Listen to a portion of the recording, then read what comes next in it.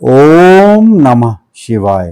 ओम कृष्णाय वासुदेवाय हरे परमात्मने प्रणतः क्लेशनाशाय गोविंदाय नमो नमः। नमस्कार। आज मैं आपको चंद्र ग्रहण के बाद जो उपाय करने हैं, जो भी दान करने हैं, उसके बारे में पूरी विस्तृत जानकारी दूंगा और किन किन राशियों को चंद्र ग्रहण से फायदा है और कौन सी वो राशियां हैं जिनको चंद्र ग्रहण से थोड़ा बहुत नुकसान हो सकता है और वो कौन सी राशियां हैं जो सामान्य रहेंगी।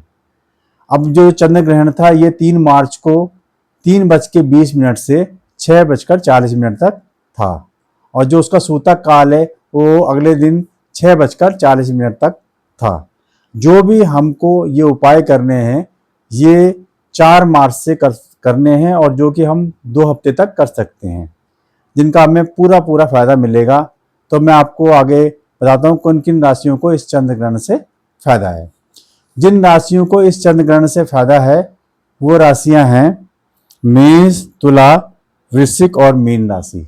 इन राशियों को इस चंद्र ग्रहण से बहुत फायदा मिलेगा और जो इनकी आर्थिक उन्नति रुकी हुई थी उसमें इनको धन आना शुरू हो जाएगा और इनको जो नया वाहन लेना चाहते थे उनको नया वाहन मिलेगा। जो अपना नया मकान बनाना चाहते थे या भूमि खरीदना चाहते थे उन्हें पूरा भूमि का सुख भी मिलेगा, वाहन का सुख भी मिलेगा। तो इनके लिए कुल मिलाकर ये चंद्र ग्रहण बहुत ही अच्छा रहेगा। अब हम बात करते हैं इनको थोड़ा बहुत नुकसान है। वो राशियां हैं सिंह, वृषभ, कन्या, मकर और कर्क राशि। इन राशियों को थोड़ा बहुत नुकसान हो सकता है। स्वास्थ्य का अपना ध्यान रखें। किसी के साथ पार्टनरशिप कर रहे हैं तो उसमें सावधानी बरतें। विदेश यात्रा पर जाना चाहते हैं तो उससे पहले अच्छे से अपने पेपर वगैरह चेक करके ही जाएं, अन्यथा आपको धोखा हो सकता है। अब हम बात करेंगे जो राशियां सामान्य रहेंगी। वो राशियां हैं धनु, कुंभ और मिथुन राशि। इन राशियों के लिए ये चंद्र ग्रहण सामान्य है, ना इनके लिए ये अच्छा है ना इनके लिए ये बुरा है।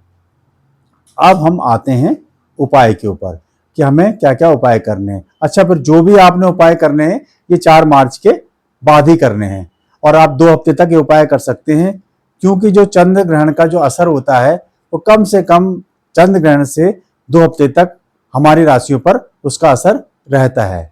इसलिए हम अगर 2 हफ्ते तक लगातार उपाय करते रहेंगे, भक्ति में लगे रहेंगे, तो हमें जो उससे होने वाला नुकसान है उससे काफी हद तक हमारा बचाव हो जाएगा। तो चलिए शुरू करते हैं। हमें सबसे पहले क्या उपाय करना होगा। सबसे बढ़िया उपाय, पक्षियों को आप दाना दें, रोज दें। ये नहीं कि आपने एक दिन कर दिया तो चलो जी हाँ उपाय कर दिया, बोला था जी पक्षियों को दाना देना है, दिया और अपना एक दिन में पक्षी दाना दिया और खुश हो गए जी, अरे अब मैं तो दाना दे दिया, अब मेरा कुछ नहीं होगा। ऐसा कुछ नहीं है। पक्षियों का लगातार दाना दें, 15 दिन तक तो कम से कम दें, तो उससे आपको बहुत फायदा होगा। जरूरतमंदों को वस्त्र का दान करें, खाने पीने का दान करें, तो आपको उससे बहुत फायदा होगा। और हाँ, उसके अलावा कहीं आप धार्मिक स्थान पर जाना चाहते हैं, कोई धार्मिक यात्रा करना चाहते हैं, तो उससे आपको बहुत फायदा होगा। चंद्र ग्रहण के बाद आप कोई परिक्रमा करने वाली जगह पर जाएं।